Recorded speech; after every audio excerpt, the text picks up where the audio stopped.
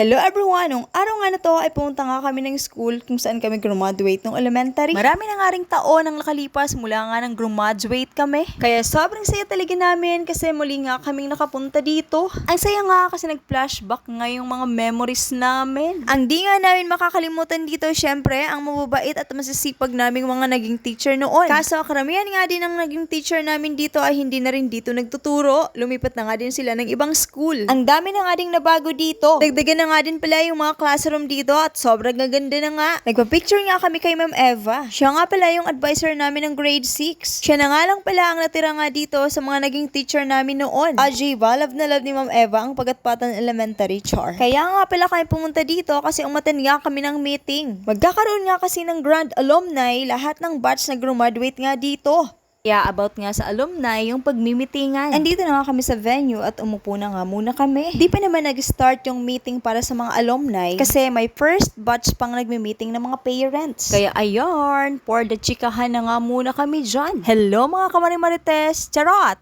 After nga mag-meeting ng mga parents na may mga estudyante dito, ayan nga at nag-start na nga din yung meeting. Dito na nga kami umupo malapit sa unahan. Una na nga nagsalita dito sa unahan ay yung alumni president. Next nga ay si Ma'am Emily na at sinimulan niya na nga yung pag-discuss ng mga sumusunod na agenda. So, ayan nga po yung mga agenda, program proper, budget expenses, registration, induction of officer, then, etc. Kaya panawagan po sa lahat nga ng mga graduate dito sa Pagatpatan Elementary School. Inaanyayahan po ang lahat na makiisa at dumelo sa gagawin ng Grand Alumni sa darating na December. Then, next nga si Ma'am Marivic ay diniscuss nga din yung iba pang agenda. Then, last nga ay ang principal nga dito na si Ma'am Ana. Wala na nga din pala kayong masyadong tanong dyan kasi okay na nga din yung batch namin. Fully paid na nga din yung batch namin sa registration. Shoutout nga po sa sumagot nga ng registration ng batch namin na si Gabriel Bulina. Thank you so much po. God bless. After nga nung meeting ay dito nga kami dumiretso sa may KB. Naka-order na nga pala kami yan at hinihintay na nga lang namin. Kaso nga itong Zezen ay nagmumuryot na nga kasi gustong gusto na nga uminom ng milk tea. So, ayan nga at okay na nga yung order namin at nag-start na nga kami mag-inuman dyan. Char. Umahimik na nga itong anak ko kasi nakainom na nga ng milk tea. So, that's all for today's video. Thank you for watching. God bless. Bye.